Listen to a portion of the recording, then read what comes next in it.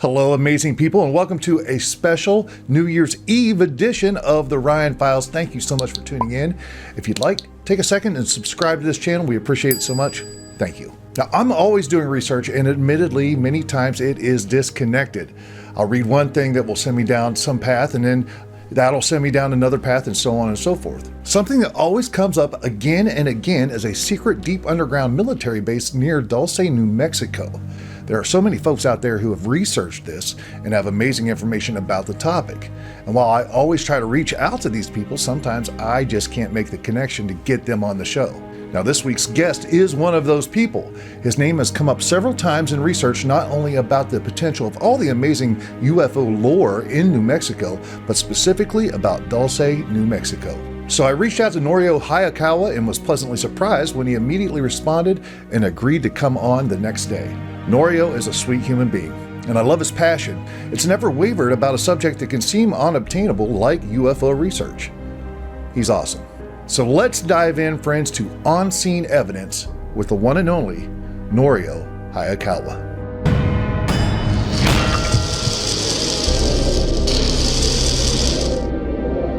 Ladies and gentlemen, thank you so much for joining me this week on the Ryan Files. I have a special guest this week. Very excited about this. Did some research online. His name came up, got a hold of him, and he was so awesome that he said, hey, let's get together tomorrow. So please welcome to the show the one and only Norio Hayakawa. All the way from, where are you at? You're in Arizona right now? Actually in New Mexico. New Mexico. Albuquerque, New Mexico. I've been out to Albuquerque a couple times. Back in the day when I was performing, I performed at the Hard Rock.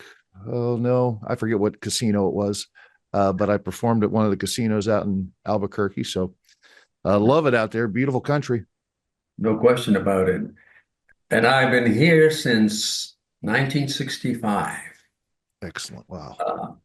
Actually, I was born and raised in Yokohama, Japan, in 1944, and I grew up and raised over there in Japan till 1965, when I came to this amazing state of New Mexico, USA, to study Spanish language at a college right here in Albuquerque, New Mexico, and that was in 1965. And so one of the reasons for coming to Albuquerque, New Mexico was that in 1964, while I was still in Japan studying at a university in Tokyo, one day in 1964, in the month of April 24th, 1964, I was reading a newspaper in the lounge of this university in Tokyo, and I noticed a curious article headline in the middle of that newspaper, English language newspaper, and it said, "Officer sees saucer sitting on sand." It was from the AP wires, and the origin of that article, the place was a place I'd never heard before in my life. It was a small town called Socorro, New Mexico. And I was quite fascinated by that article, news article, because it said that a patrol officer by the name of Lonnie Zamora witnessed an oval-shaped object on tripods just sitting in the middle of the desert, and it was only about 300 feet from him. And so what happened was, before that, Officer Zamora was patrolling outside of Socorro and chasing a high-speed car. But suddenly, on the afternoon of April 24th, 1964, this was around 3:30 p.m., and he was chasing this high-speeding car.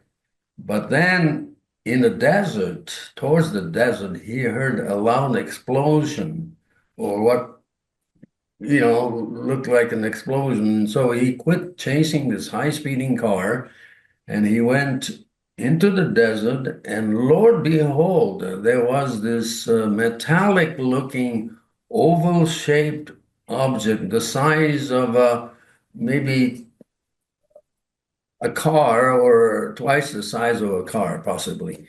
And he was watching this curious object for a minute.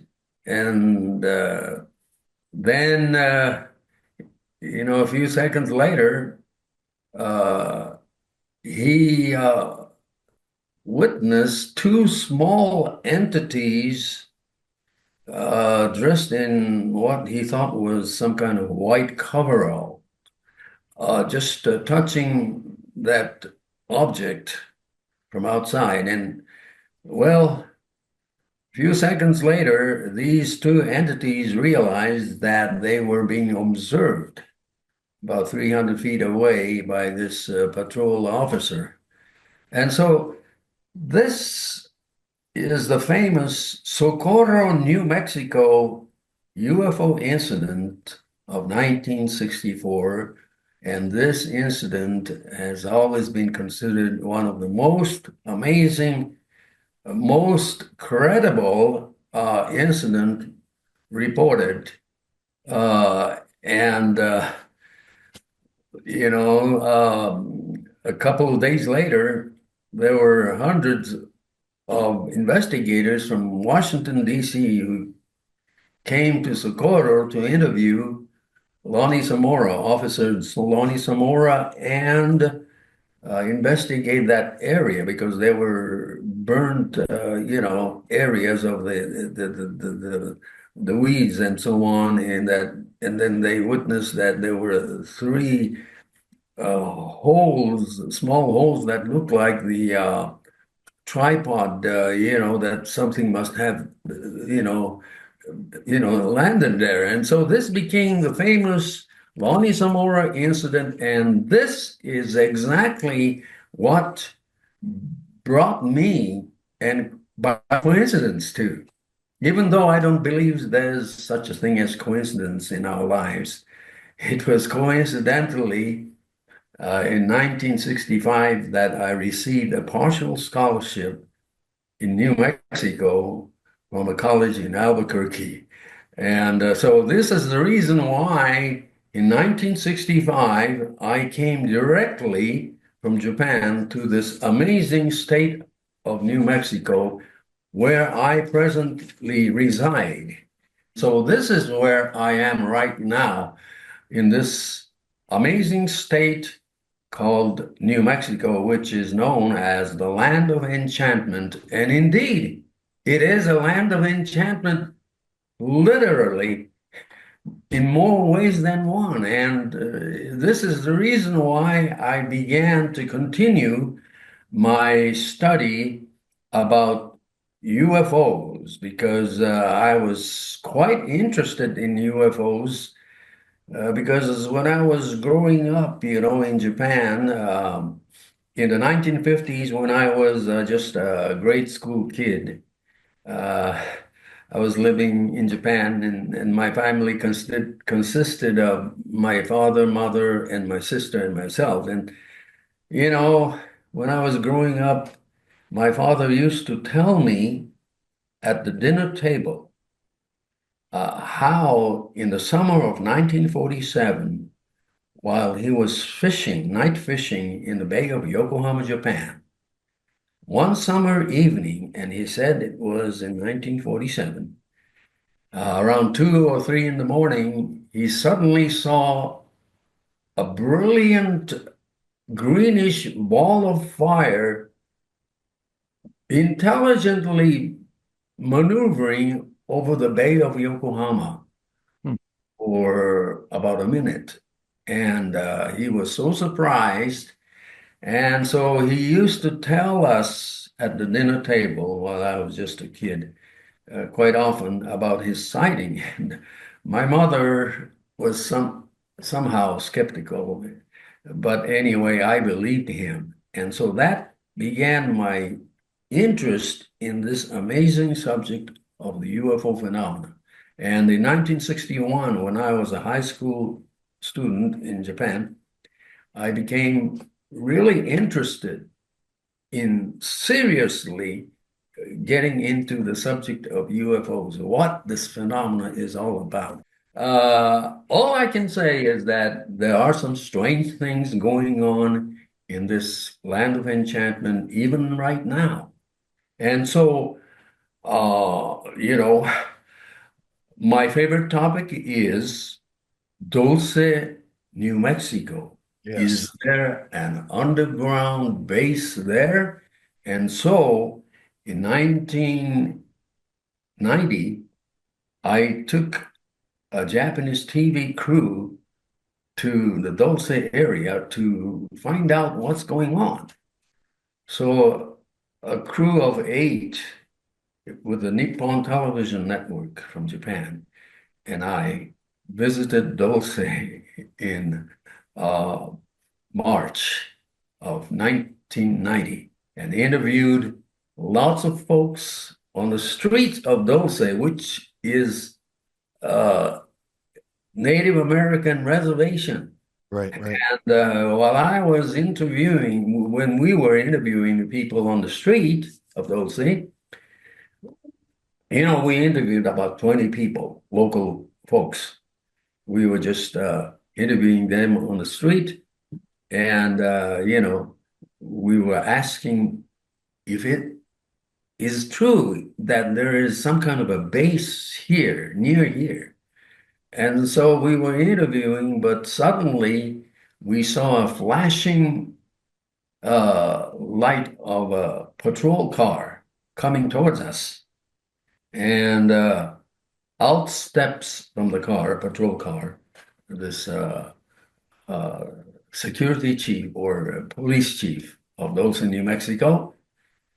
And he started taking all our information, IDs and so on, and he detained us right on the spot for about 45 minutes.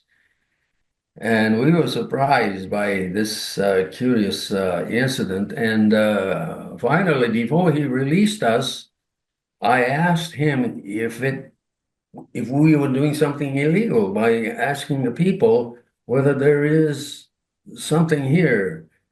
And I asked him, uh, is it true that there is an alien biological base of some kind here?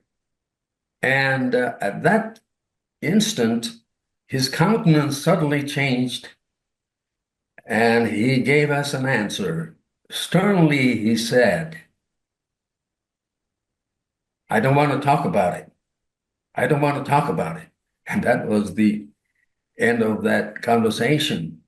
And so he was not denying that there's a base, but he was not affirming that there was a base. He just didn't want to talk about it. So it sounded so strange. So that is the entire beginning of my many, many, many years of research into this alleged Dulce underground base right in the middle of the Hickory Apache Reservation in Dulce, New Mexico. And so ever since then, I have visited Dulce, and even now, occasionally I go to Dulce because it's only about 3 hours drive from where I live in Albuquerque, and I have made many friends over the years in Dulce, and I've explored a lot of places inside Dulce, and I hiked the hills over there in the right near Archuleta Mesa and nearby areas as well. And my conclusion is that, and I wrote this article on my website called Dulce Base may not physically exist, but paraphysical phenomena seem to haunt Dulce, New Mexico. And that is the article I wrote, and it's a summation of what could exist in Dulce. As of yet, I have not seen any physical evidence whatsoever that there is a physical base in Dulce of any kind. But yet, even today, even these days, I get reports quite frequently of local people, Native Americans, claiming that they had seen some strange flights of military helicopters over their town where there's no military base whatsoever nearby at all. Right. And also, many occasions at night, people see some strange lights.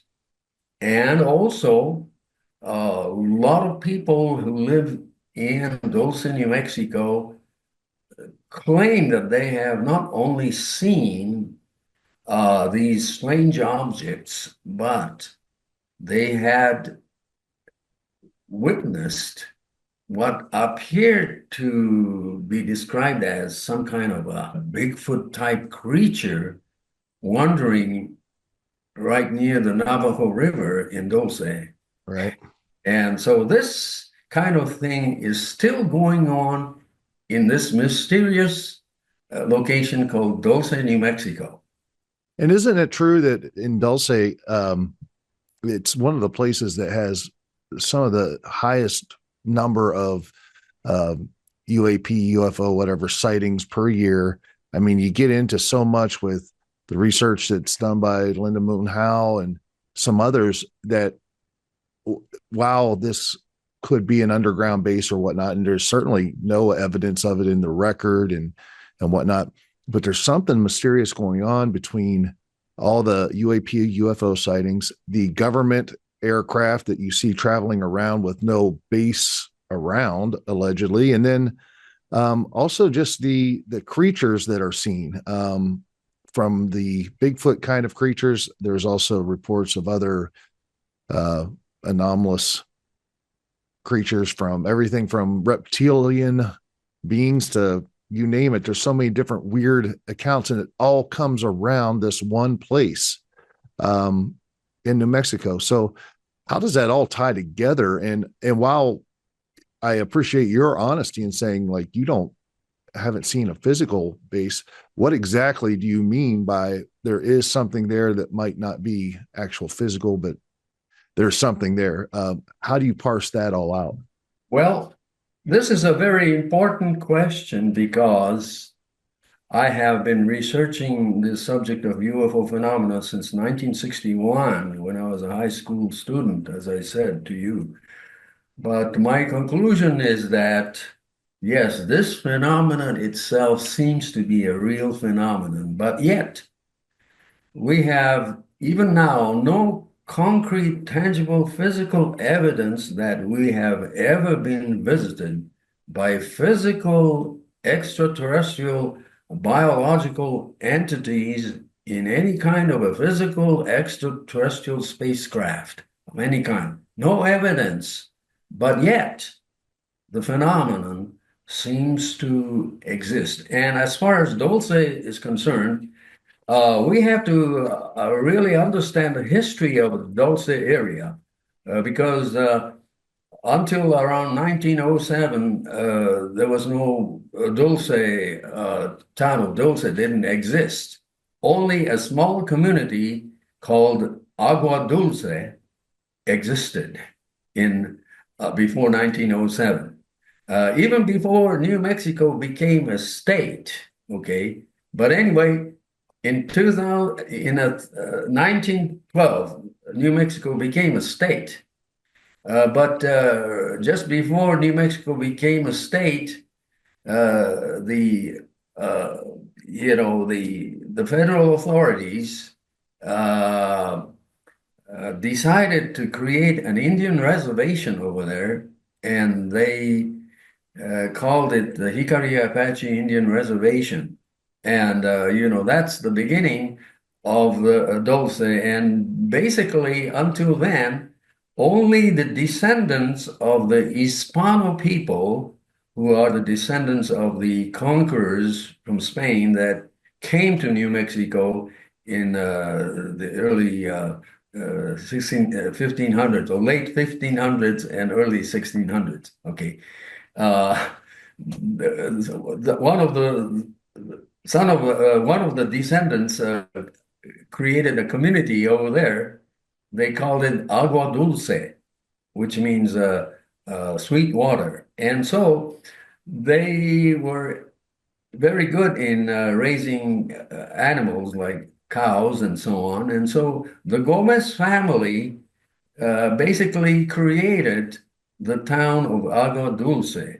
And then after 1907, I believe, Dulce became part of the Hickory Apache Indian Reservation, which was created by the government. So, going back to the important events in Dulce, you know that in 1967, there was an explosion, nuclear explosion, right next to Dulce area. And this explosion was called Project Gas Buggy and was done by the Atomic Energy Commission in order to ease the flow of natural gas in that area. And so this Project Gas Buggy was an explosion of a nuclear device about a mile and a half underground right next to Dulce. And, you know, later on, yes, it became beneficial to the people in that area because, you know, natural gas came into more accessible, you know, thing. And local residents benefited. And even now, they benefit from the natural gas. And that was 1967. But what happened was something strange. About 10 years later, after that Project Gas Buggy incident, it seemed like some kind of radiation started slowly leaking and started affecting animals such as cows and so on. And then number two, the interesting thing about 1967 Project Gas Buggy explosion on purpose was that some people started thinking that maybe this explosion may have created some kind of caverns or in that area. And so all kinds of rumors started happening. But what happened was that, you know, basically the important thing is that around 1970, early 1970s to the 1980s, many ranchers reported their cows mutilated mysteriously. And so I had a person that I knew, Gabe Valdez, who was assigned by the state of New Mexico to investigate this criminal activity called the cattle mutilations, because many ranchers were losing hundreds of thousands of dollars by this kind of a cattle mutilation. And so the state of New Mexico, were they the kind of mutilations? Sorry to interrupt you. Were they the kind of mutilations that were they could not have been animals? So like the surgical stuff that you see, and exactly. Is that what you're talking about? Yes, exactly. Because State Patrol Officer Gabe Valdez came to the conclusion that, well, this was not the deeds of the aliens, but the government was doing it. In other words, the government, he claimed, was trying to find out how this radiation was affecting animals like cows. So he came to the conclusion that it was the government who was trying to find out if,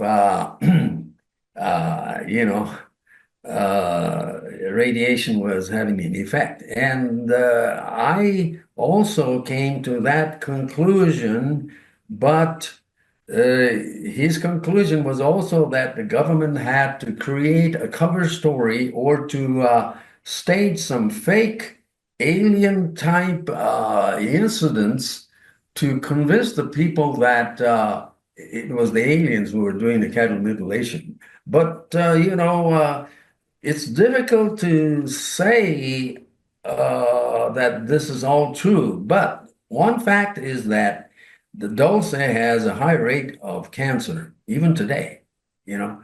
But, my conclusion is that, well, we can't be dogmatic about anything, but, I myself have not seen any flying saucers or anything like that in my life, but I came to the conclusion that this phenomenon, the UFO phenomenon, is very strange in that it seems like the phenomenon itself seemed to pre-select its observers beforehand. And this phenomena doesn't seem to last in our physical dimension for more than a few seconds or a few minutes at a time.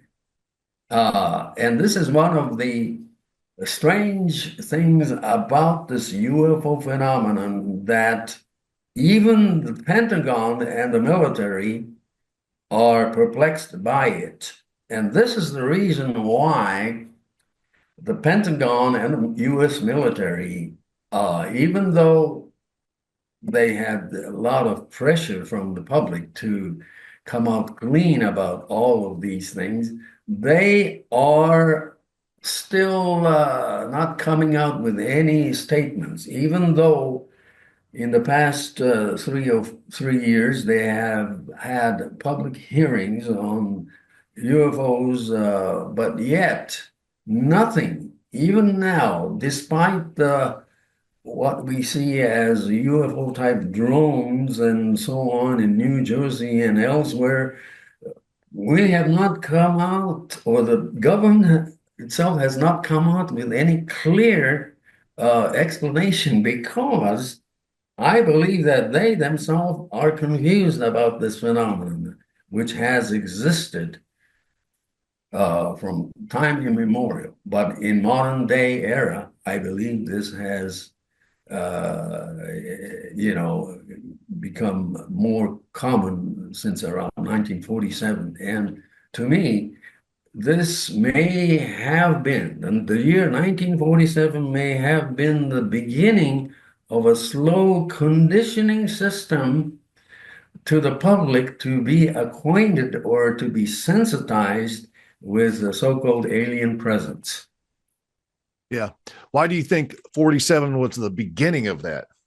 Well, because something interesting happened in 1947, and the whole world knows that the so-called strange incident that took place outside of Roswell took place in 1947. And we still don't know the reality behind this Roswell incident. But coincidentally, 1947 is when uh, the CIA started existence. It was the successor to Office of Strategic Services, OSS, but this started in 1947. And the NSA, the National Security Act, also came into existence in 1947. And then also in 1947, the Air Force came into existence. Until 1947, there was no Air Force. It was Army Air Corps, yes. But, is this all coincidence? I am not sure. I live in Albuquerque, New Mexico, and Albuquerque has a very important military air base.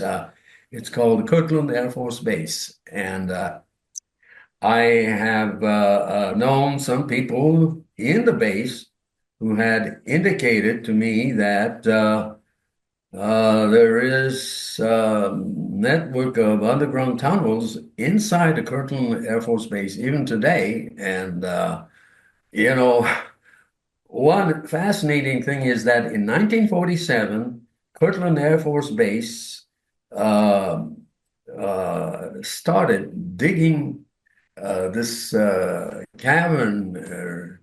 It's called the Manzano Underground Nuclear Storage Facility. That started in 1947, allegedly to store some sensitive nuclear materials. But who knows what they were actually storing. But in 1992, they allegedly closed down this Manzano underground nuclear storage facility and moved it to another location inside Kirtland Air Force Base. But even today, I once in a while go to right next to the perimeter line of this Manzano base, and you can still see some security, patrolling that area. And so I think there's something to it. But whether or not this is related to Dulce, I am not sure. Even though in 1980, there was this official named Richard Doty who worked as an Air Force Office of Special Investigations inside Kirtland Air Force Base. This Richard Doty in 1980 began to disseminate, I would say, disinformation about the Dulce Base, because in 1979 and 1980, there was this businessman called Paul Benowitz, who was living right next to the fence of that Manzano base. Paul Benowitz was doing business with Kirtland Air Force Base because he was a scientist and he was selling high quality calibration equipment to Kirtland Air Force Base. But in 1979, he was watching some strange lights hovering over the Manzano base. And Richard C. Doty at that time began notice that this guy was filming these lights. And so Richard Doty began to, contact Paul Benowitz and invited him to the base. And he began telling this Paul Benowitz that you shouldn't be filming this kind of stuff because there are more interesting things in northern New Mexico than this Kirtland Air Force Base. And he was referring to the alleged underground base in northern New Mexico, which was Dulce. So that was the beginning of the Dulce story, according to some researchers. And one of the researchers is myself too, but there's truth to some of these things, and there's some disinformation to some of these things. So it's a very, very difficult thing to get into the truth of what's going on. Right, right.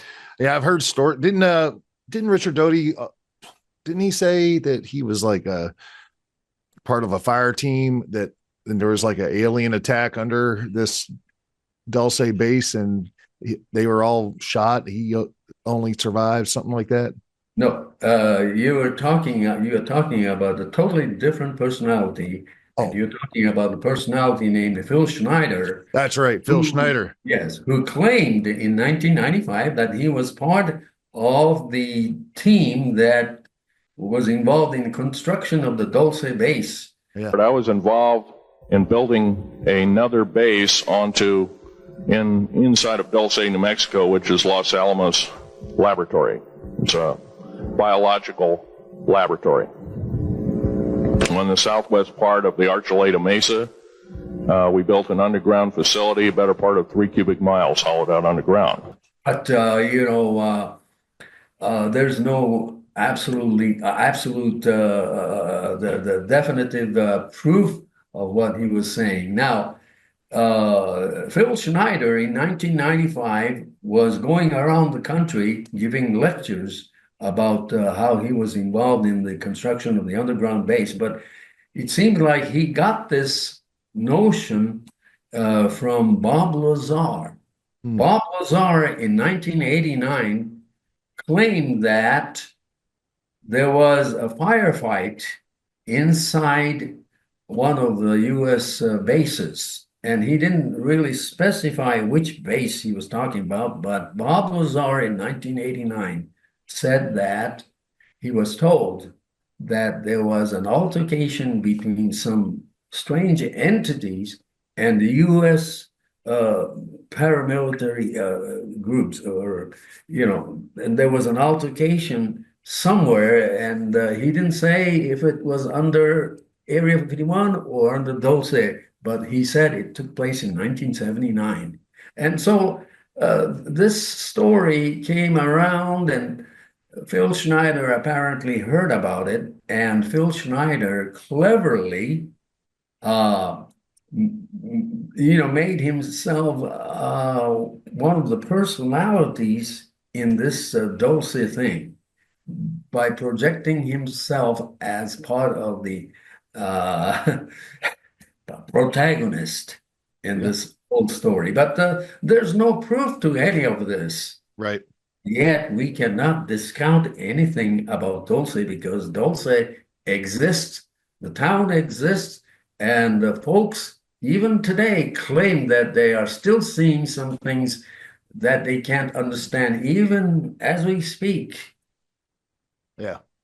Let me ask you a question about these quote unquote aliens. I don't like the term alien personally, but and the reason why is because I think it lends itself to all the stuff that we've heard, like you said, since 1947. We've basically been trained to think that and accept the fact that there's going to be an alien invasion someday, or aliens are real and they're going to take over the world. Whatever it is, we've kind of been conditioned for it. I'm not sure that I believe in aliens as in aliens from another planet, galaxy, whatever. I'm not sure that I believe that. I tend to believe that they're more of a interdimensional being, Exactly. spiritual, in some way, shape, or form. But that's my opinion based upon things that I am into. Just wanted to get your thoughts on that. Well, actually, scientifically speaking, and I try to be scientific oriented as much as possible. Scientifically speaking, it is impossible for any physical object or physical entity to travel at the speed of light without changing the entire substance of that entity or that object, because it's impossible, physically impossible for an object to retain its same shape while traveling at that high rate of speed from elsewhere, from outer space to here. The only possibility is that they may have found out a way to suddenly materialize into our dimension and then dematerialize from our dimension. Even physical theorists such as Michio Kaku said many times that it's impossible for them to travel as we know traveling, what travel means, from to space, without using some kind of a manipulation of time and space. Basically, it's safe to say that we're dealing with some sentient entities that exist in this humongous universe. These sentient entities are extra-dimensional entities, and by sentient, I mean they know, they have feeling, and they know what's right or wrong. These entities exist in this entire cosmos, but the problem is that some of them may have bad intentions or malevolent. So I have always believed, especially since after reading books by Jack Vallée and John A. Keel in the 1970s, the late 1970s, I began also to subscribe to the not the extraterrestrial hypothesis of the origin of the UFO phenomenon, but extra dimensional origin of this phenomena. And that is the current tendency. So what's happening is this.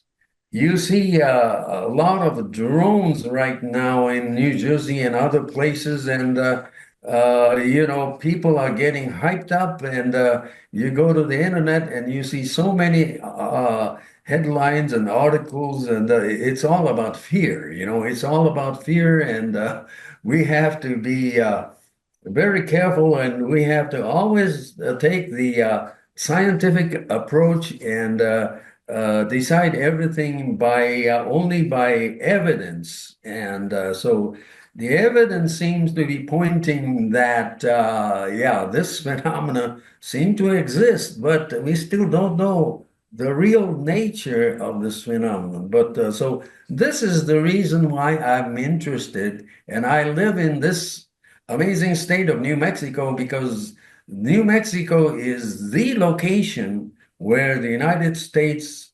military has been conducting the latest in military weapons technology in places such as White Sands missile ranges. And right now, the most advanced laser weapon systems are being tested in White Sands. And even today. And, New Mexico is a humongous state, the fifth largest state in the union, but yet the entire population of this state is only 2 million, just 2 million. And it hasn't changed in the past 20 years. It stays 2 million because a lot of people don't know much about the state of New Mexico. And, well, conveniently, it's a good thing.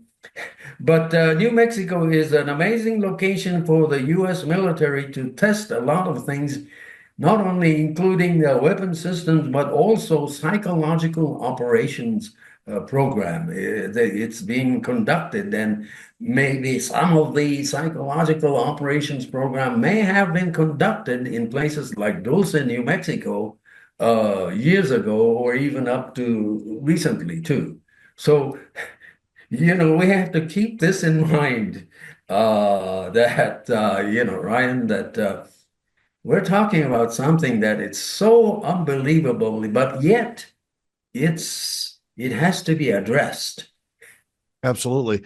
Norio, what specifically, I've done some research into things from the Montauk Project all the way to the Gateway Process, these different things of astral projection the military is using to try to spy, try to communicate, all these different aspects of it. There's all kinds of documentation in declassified documents that our military is involved in that. And I've always thought that part of that also might be an attempt to communicate with these interdimensional beings that you're talking about. Is that what you're thinking, or any thoughts about that? I think so. I think there have been attempts, even now, I think, to communicate with these entities, and I don't know the result of this, but it seems like these entities themselves could be helping the governmental agencies to how best to spread their presence without causing panic. And well, some people say that right now these so-called drone-looking things are creating such a commotion. But the thing is this: I have often thought in recent times that these entities know how to replicate human technology. And so in the late 1800s, many people witnessed airships that weren't there in those times, but yet airship sightings began in the 1800s.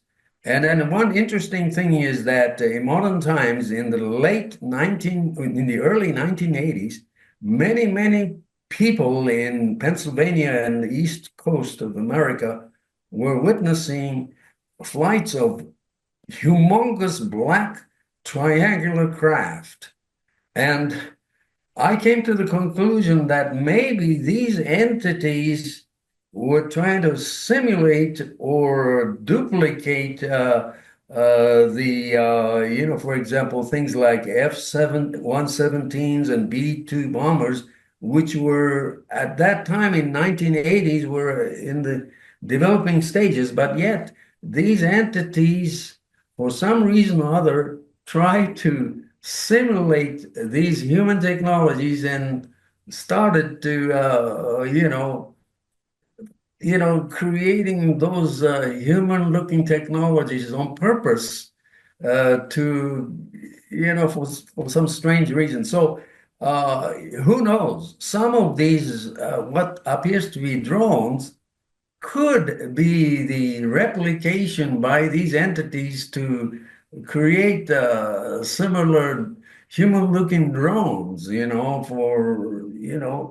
as a step-by-step process to lessen the panic in the future when they actually reveal themselves. So this may be a crazy notion, but I have thought of this quite often, and because this is a whole mystery. And anybody that, by the way, that says there are no mysteries in this universe, they don't know what they're talking about. It's because this world is filled with mysteries still unsolved, and we have Absolutely. to admit it. Absolutely. So let me ask you a question, a final question, if you don't mind. What, in your opinion, and I don't think there's a wrong answer, I don't think there's a right answer to this, but in your opinion, you talk about aliens, you talk about the big reveal, the coming out party, so to speak. Do you believe that at some point that will happen? There will be disclosure based upon aliens making themselves known. I believe that is the only way of disclosure, because no government will initiate disclosure.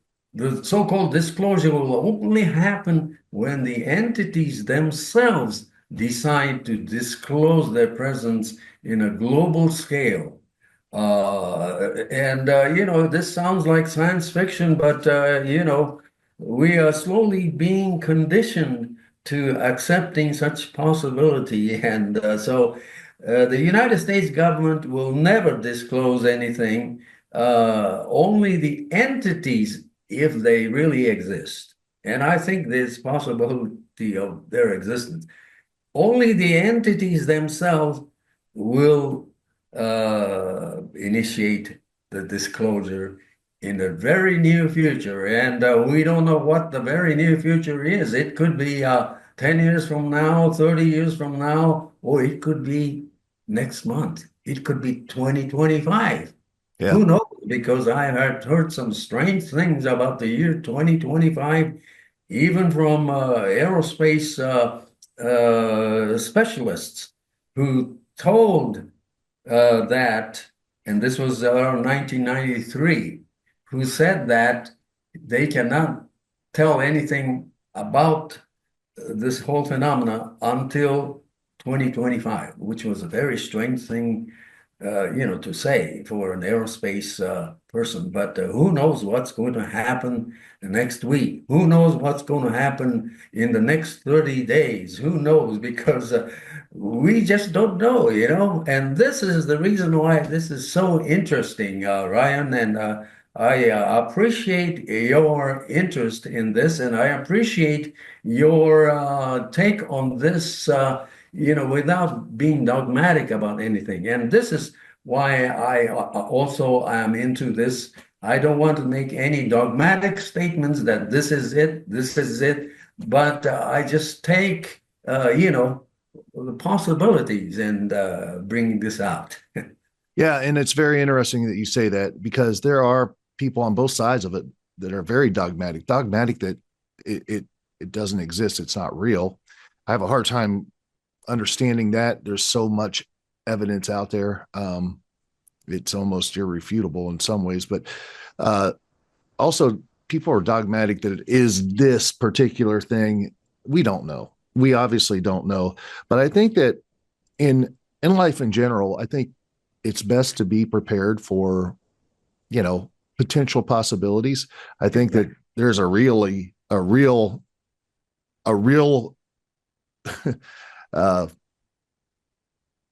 probability, I guess I would say, that this phenomenon, whatever it is exactly, is real. And if it is real, then you have to ask, maybe the most important question isn't where it's from.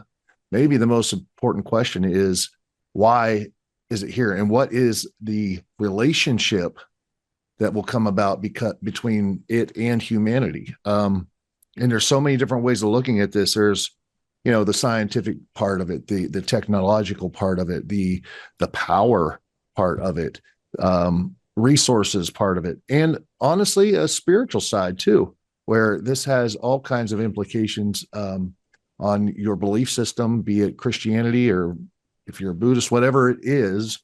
There's a lot of implications that are all tied into what this phenomenon is.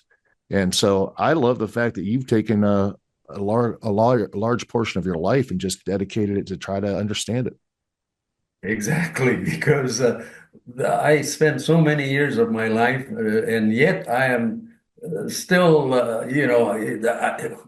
day I started this, it just my knowledge is just like that. It's I am not even one step closer, but this is how it is, and only the future will answer this question. And so I continue to live every day as if this is the last day. But I hope that someday I will encounter some kind of a flying saucer. This is my kind of a wild dream to one of these days see a flying saucer or even take a picture of a flying saucer. And so far, I haven't been able to do it, but I believe that maybe one day I will, Well, so I listen, live from day to day like this.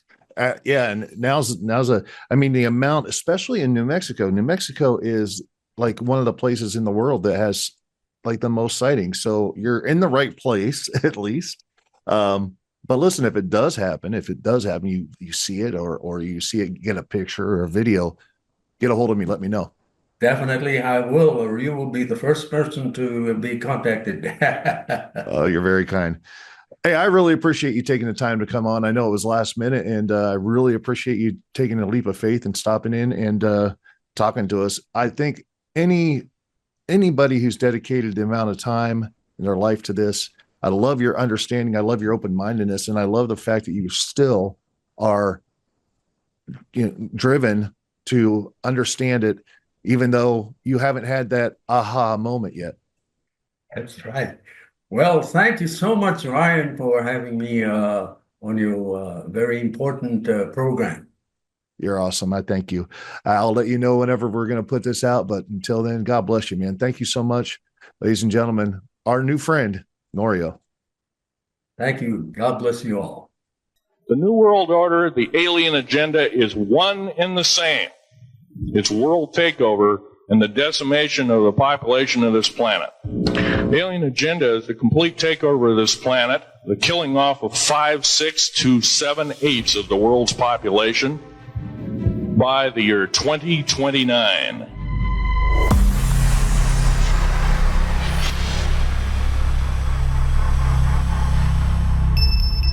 Norio is awesome.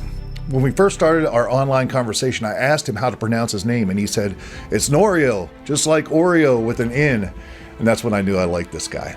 I can't thank him enough for coming on the Ryan Files and bringing all his knowledge and experience to this platform. It's funny how you can meet someone for the first time on an interview like this and immediately feel like you're talking to a friend. But that's Norio. Thank you, sir. If you enjoyed this episode, please subscribe to this channel and give this video a thumbs up. It really helps the channel. And as always, if you really want to support the Ryan Files, please stop by theryanfiles.com and click that Become an Agent button where you will be forwarded to my Patreon page. Become an agent of the Ryan Files. We can't wait to have you join our growing community. Be amazing out there, my friends. Be kind, be awesome, and stay curious. Happy New Year from the bottom of my heart to yours. Let's make 2025 awesome. And that's when I'll see you next in 2025, next week, right here on the Ryan Files. Are you not curious? Preparing to transfer the Ryan Files. Now. I present to you, with great intrigue and wonder, the Ryan Files.